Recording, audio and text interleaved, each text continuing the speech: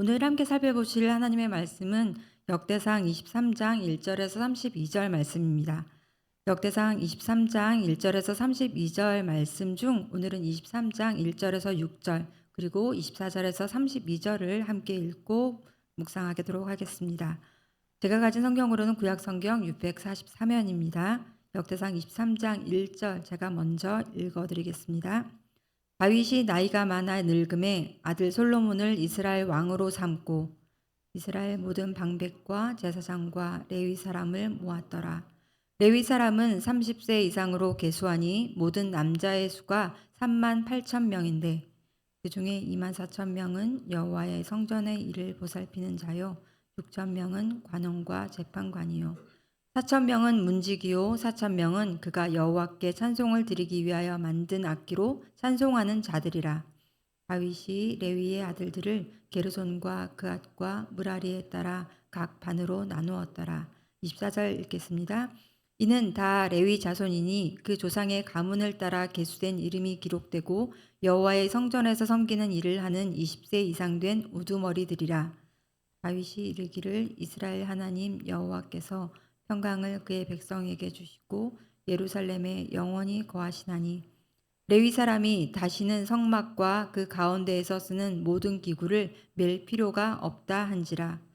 다윗의 유언대로 레위 자손이 20세 이상으로 계수되었으니 그 직분은 아론의 자손을 도와 여호와의 성전과 뜰과 골방에서 섬기고 또 모든 성물을 정결하게 하는 일, 곧 하나님의 성전에서 섬기는 일과 또 진설병과 고운 가루의 소재물, 곧 무교 전병이나 과자를 굽는 것이나 반죽하는 것이나 또 모든 저울과 자를 맡고 아침과 저녁마다 서서 여호와께 감사하고 찬송하며 또 안식일과 초하루와 절기에 모든 번제를 여호와께 드리되 그가 명령하신 규례에 정한 수요대로 항상 여호와 앞에 드리며 함께 읽겠습니다.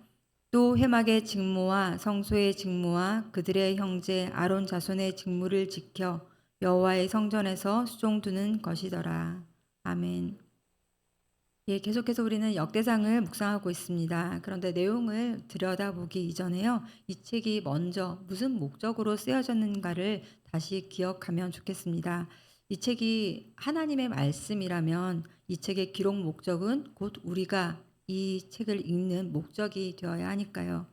역대상은 이방 나라 바벨론에 의해서 성전과 나라가 무너지고 70년 포로 생활을 한 끝에 돌아온 이스라엘에게 그들이 누구인지 그들의 정체성을 재확인시키고 있습니다. 그들은 하나님으로부터 시작된 백성이었고 지금도 하나님이 지키고 계시는 하나님의 백성이며 하나님의 백성은 하나님을 예배하는 백성이라는 겁니다. 유진 피터슨 목사님의 표현을 빌자면 역대상은 하나님의 백성인 이스라엘의 정체성과 생존을 위협하는 것은 애굽이나 가나안, 바벨론과 같은 외부의 적대 세력들이 아니라 그들 가운데 예배가 상실된 것, 이것이 바로 그들을 위협하는 가장 큰 요소라는 것을 지적하고 예배의 재건이야말로 무엇보다 시급하고 중요한 일이라는 것을 강조하고 있습니다. 이런 까닭에 온전한 예배를 드리기 위해서 성전을 세운 유다 지파의 다윗과 솔로몬 그리고 예배를 집행하는 제사장과 레위인들이 이 역대상의 한가운데 가장 많은 분량을 차지하고 있는 이유입니다. 그래서 지난주에 살펴본 성전 건축의 꿈을 꾼 다윗의 이야기에 이어서 뜬금없이 다윗의 인구조사 이야기가 나왔잖아요. 이런 것도 결국 인구조사로 말미암은 그 재앙이 멈추고 다윗이 제사를 드린 그곳 오르난의 타작마당이 성전 건축 부지가 되기 때문입니다. 다윗은 자신이 성전을 건축하지는 못하지만 이렇게 계속해서 성전 건축을 준비하는데요. 어제 본문인 매일 성경 본문인 22장에서는 성전을 지을 일꾼들을 이렇게 모으고 또 석수를 시켜서 돌을 다듬게 합니다. 또 필요한 철과 놋, 고급 수입 목재인 백향목 등을 준비하는데 구색만 갖춰놓는 정도가 아니라 무게를 달 수 없을 만큼 힘이 많은 놋, 백향목을 무수히 많이 준비합니다. 자신이 시작도 못하고 완수하지 못할 걸 뻔히 알면서도 성전 건축을 준비했다는 것은 성전 건축의 목적이 자신의 왕권을 강화하거나 자신의 만족과 유익을 위한 그런 이기적인 동기에서 비롯되지 않았다는 그 다윗의 진심을 볼 수 있는 대목인 것 같습니다. 그럼 다윗은 왜 이 성전 건축을 준비하는 걸까요? 22장에 보면은요, 여러 번 같은 말을 반복하고 있는데요. 역대상 22장 5절에서 7절 말씀을 제가 빠르게 읽어드리겠습니다. 다윗이 이르되 내 아들 솔로몬은 어리고 미숙하고 여호와를 위하여 건축할 성전은 극히 웅장하여. 그리고 6절에서는 다윗이 그의 아들 솔로몬을 불러 이스라엘 하나님 여호와를 위하여 성전 건축하기를 부탁하여. 7절에도 다윗이 솔로몬에게 이르되 내 아들아 나는 내 하나님 여호와의 이름을 위하여 성전을 건축할 마음이 있었으나, 이렇게 색깔로 구별해 놨는데요. 여호와를 위하여, 하나님 여호와를 위하여, 내 하나님 여호와의 이름을 위하여 다윗은 성전을 건축한다고 이렇게 강조하고 있습니다. 다윗이 인용했던 하나님의 말씀도 마찬가지입니다. 역대상 22장 8절과 10절 말씀인데요. 여기도 보면은 색깔로 구분해 놓은 그 부분을 보면 하나님께서도 내 이름을 위하여 성전을 건축하지 못하리라, 또 내 이름을 위하여 성전을 건축할지라 라고 말씀을 하십니다.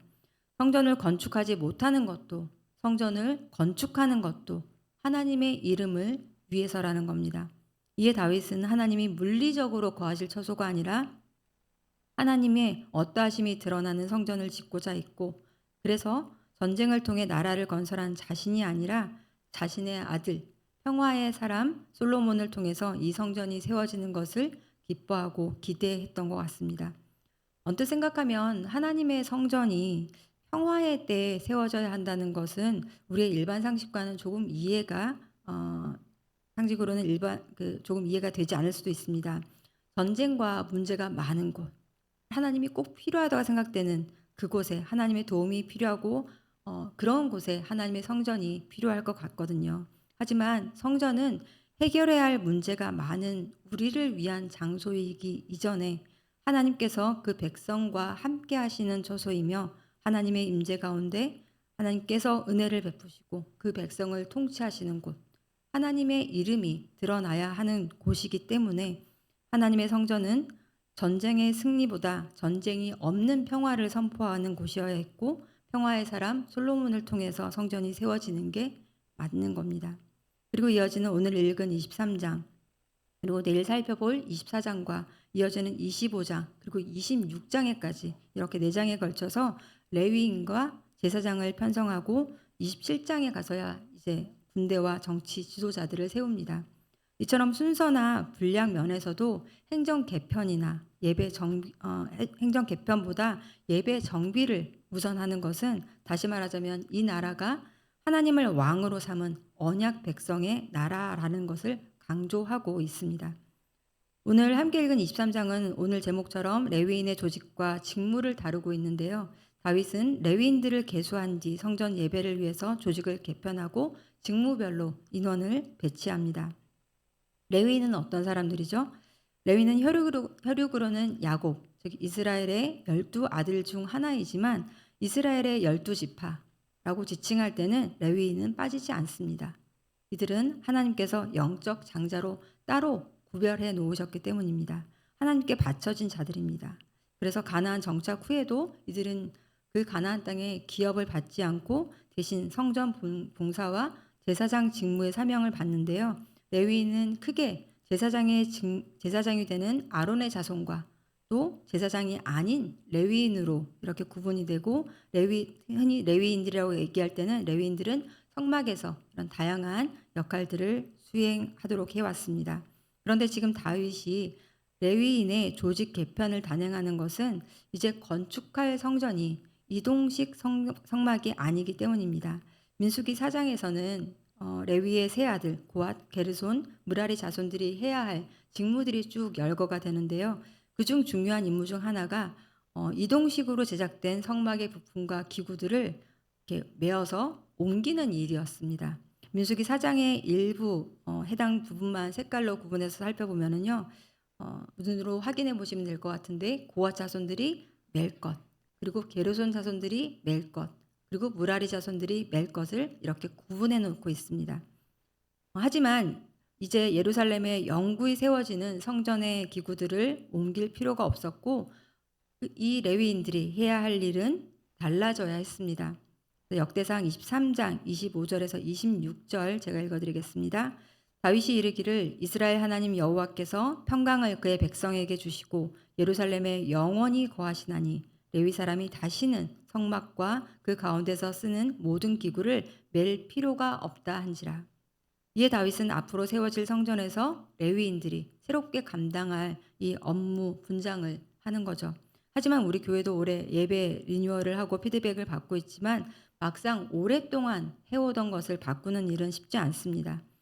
교회사에서도 이런 문제를 두고서 신학적인 논쟁과 또 첨예한 갈등이 빚어지곤 했습니다.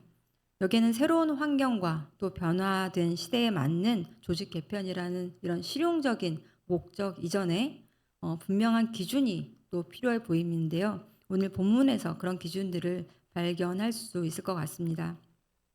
먼저 레위인의 직무는 이전처럼 기구를 메어 옮기는 일이 아니라 결국 제사장을 돕고 수종드는 일, 이것이 그들의 핵심 직무임을 기억할 필요가 있습니다.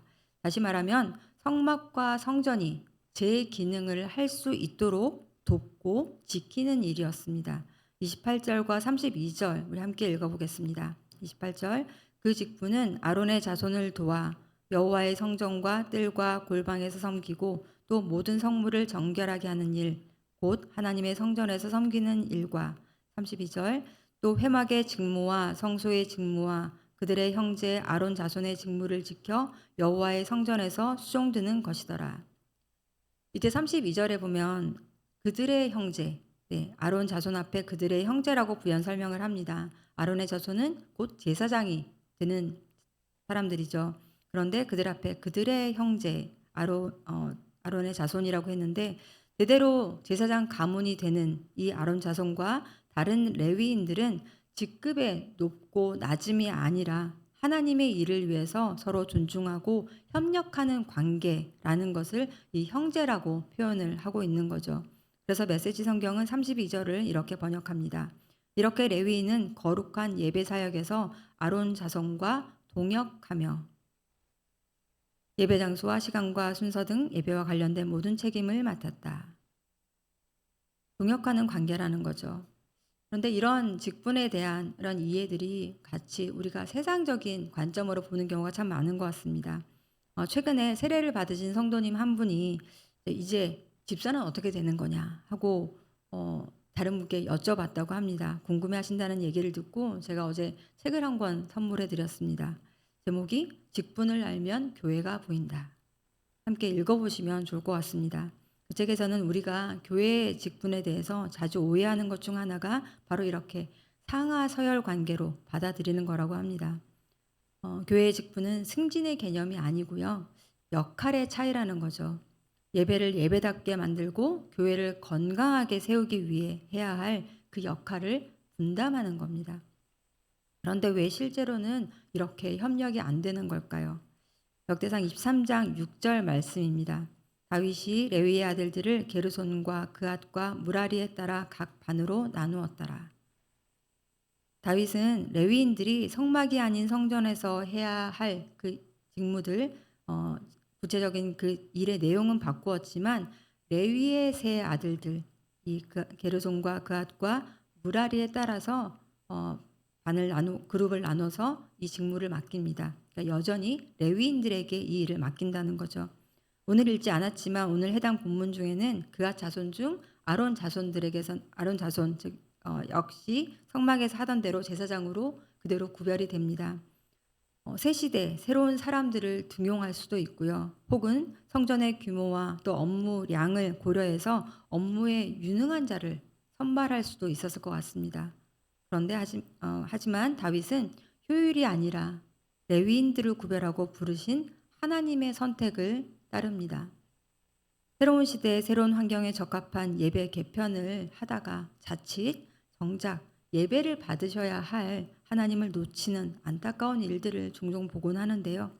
성전 직무의 중심에는 바로 하나님이 계시다는 사실을 잊어버렸기 때문이 아닐까 싶습니다.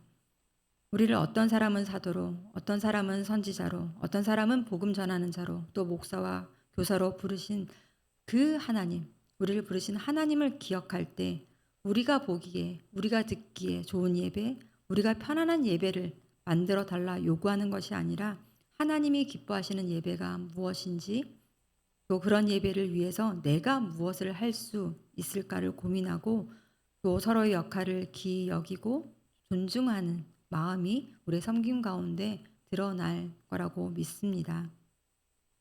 이렇게 레위인들은 감사와 찬송을 이 성전 안에서 머물면서 제사장을 도우며 그 역할들을 감당하도록 했습니다. 우리도 우리를 부르신 하나님, 각자의 자리에서 우리를 부르신 하나님을 늘 기억하며 우리에게 맡겨진 일들을 진실되게 충성되게 감당하는 우리가 되길 바랍니다. 함께 나눈 말씀을 붙잡고 우리 교회와 또 우리 각자를 위해서 함께 기도하기 원합니다. 말씀을 묵상하며 고린도전서 12장 20절에서 21절 말씀이 생각났습니다. 이제 지체는 많으나 몸은 하나라. 눈이 손들어 내가 너를 쓸 데가 없다 하거나 또한 머리가 발들어 내가 너를 쓸 데가 없다 하지 못하리라. 우리가 제 기능을 할 때뿐만 아니라 하지 못할 때도 우리의 몸, 아픈 곳은 우리가 더 보살핍니다. 쓸데없다고 잘라버리지 않지요. 하나님께서 우리를 한 몸, 한 지체로 부르셨는데 우리는 이미 너무 세상에서 얘기하는 효율, 효용성, 기능만으로 우리 자신을 그렇게 바라보고 있는 건 아닌지 되돌아보게 되었습니다.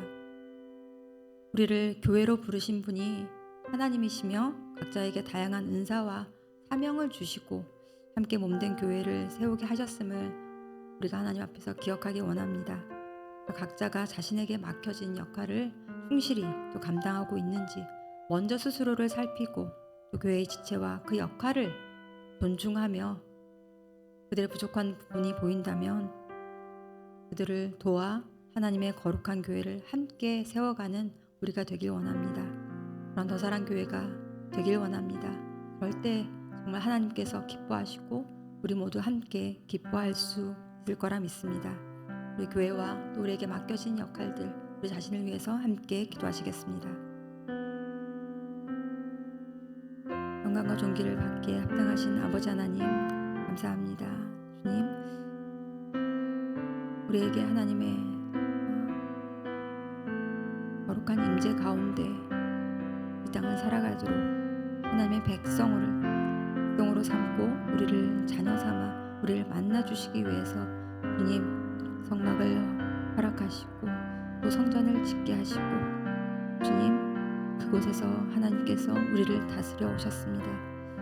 그러나 아버지 하나님, 우리가 우리를 부르신 하나님을 잊어버리고 우리에게 맡겨진 그 일들을 너무 충성되이 너무 열심을 다하다 보니 때로는 하나님을 잊어버리고 주님 우리에게 맡겨진 이 일을 얼마나 잘할까 고민하다 때로는 우리 함께 협력해야 할 동역자들과 좀 갈등이 빚어지고는 합니다.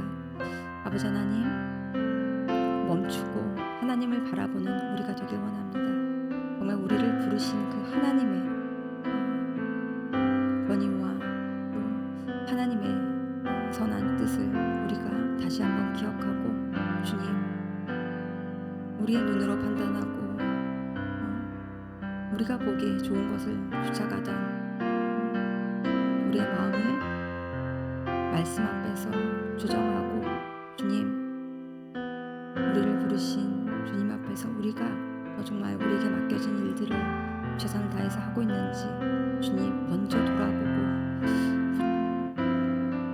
우리의 동료들이 하는 그 일들 가운데 부족한 부분들이 보인다면 주님 손가락질하고 비판하고 평가하기보다 그 부족한 부분을 그 틈을 메울 수 있는 우리가 되게 하여 주시옵소서.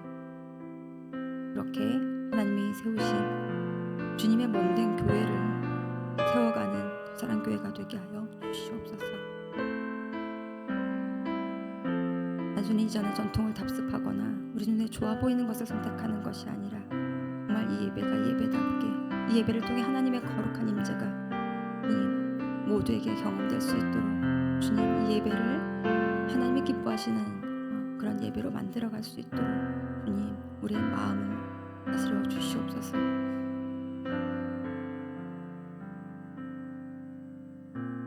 계속해서 나라와 또 교회를 위해서 함께 기도하기 원합니다. 계속해서 힘써 여호와를 알아가는 우리가 되길 원합니다. 연초에만 구호로 외치는 것이 아니라 계속해서 하나님 말씀 앞에 우리 자신을 노출시키고 무엇보다도 그 하나님의 말씀을 먼저 내가 그 말씀을 무겁게 또 듣는 우리가 되길 원합니다. 그렇게 말씀이 우리 성령의 심령에 깊이 새겨져서 우리 삶 가운데 그 말씀이 살아 움직이고 그 말씀이 우리를 행동하게 하는 그런 우리가 되길 원합니다. 어제까지 미션 컨퍼런스가 이제 완료되었는데요. 미션 컨퍼런스가 끝난 것이 아니라 이제 우리에게 해야 할 일들이 남은 것 같습니다. 저사랑교회 주시는 하나님의 꿈, 각자에게 주신 꿈들이 있었을 텐데 내게 주신 꿈이 아니라 우리의 꿈을 만들어가는 앞으로의 우리의 노력이 필요한 것 같습니다. 정말 하나님의 꿈을 함께 꾸고 하나님의 속도로 한 걸음씩 내딛게 하여 주시옵소서. 멀리 가려면 혼자 가지만 빨리 가려면 혼자 가지만 멀리 가려면 함께 가라 속담이 있습니다. 그렇게 하나님의 속도로 한 걸음씩 내딛는 우리가 되길 원합니다. 전쟁의 소식이 또 간간히 들리는데요. 위정자들이 자국과 자신의 이익만을 도모하는 것을 멈추게 하시고 정말 그 하에서 고통하고 신음하는 우리의 이웃들 그 주님의 백성들을 우리가 기억하고 그들에게 정말 주님의 은혜와 평강이 임하기를 우리 함께 기도했으면 좋겠습니다. 이렇게 우리의 공동체와 또 나라를 위해서 기도하고 또 각자가 갖고 오신 기도 제목을 가지고 기도하시고 자유롭게 돌아가시면 되겠습니다. 사랑의 아버지 하나님, 올해 정말 여호와를 힘써 알아가자라는 그 말씀을 가지고 주님 올해 시작을 했습니다. 계속해서 그리스도 중심 성경 읽기 진행되고 있는데 아버지 하나님, 지쳐서 쓰러지는 것이 아니라 날마다 살아있고 운동력 있는 그 말씀이 우리 가운데 우리 심령에 박히길 원합니다. 우리 가운데 심겨지길 원합니다. 주님, 그 말씀이 우리의 또 영혼과 골수를 쪼개고 주님 우리의 영혼을 들여다보게 하시고 비추게 하시고 주님 우리를 변화시키는 살아있는 말씀이 힘있는 말씀이 되게 하여 주시옵소서. 그 말씀을 무겁게 받고 주님 다른 사람에게 먼저 적용하는 것이 아니라 내게 주시는 말씀으로 좀 무겁게 받고 또 그 말씀을 동일 또 되뇌이며 아버지 하나님 그 말씀대로 살아가기를 힘쓰는 우리가 되길 원합니다. 미션 컨퍼런스를 통해서 주님께서 또 우리에게 큰 도전을 주셨습니다. 그러나 아버지 하나님 그 도전을 이제 또 읽어가는 것은 우리의 몫으로 남아 있습니다. 우리가 또 한 마음을 모아서 주님 또 하나님의 꿈을 또 함께 이루어가는 우리가 되게 하여 주옵소서. 주님 작은 발걸음이지만 조심하고 경계하느라 한 발짝도 움직이지 못하는 그런 교회가 되지 않게 하시고 아버지 하나님 조금이라도 함께 또 마음을 모아서 움직여가는 우리가 되길 원합니다. 그러나 그 모든 것이 하나님의 속도로 주님 움직이길 원합니다. 늘 주님께 묻고 또 묻고 확인하며 주님이 주신다면 주님이 말씀하시는 거라면 주님 기꺼이 주님 담대하게 나아갈 수 있는 우리 모두가 되게 하여 주시옵소서.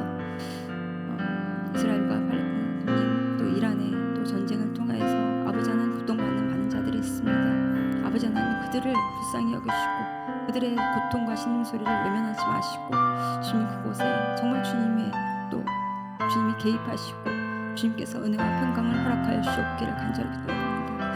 아버지 하나님 전쟁이 그치 주님 우리가 정말 전쟁과 같은 이런 상황들을 겪을 때 아버지 하나님 그들의 신음소리를 외면하지 않으시는 그 주님께서 일하고 계심을 주님이 우리와 함께 하심을 아버지 하나님 우리가 경험하게 하시고 주님을 더 붙잡고 주님의 이름을 높이는 우리 모두가 될 수 있도록 인도하여 주시옵소서.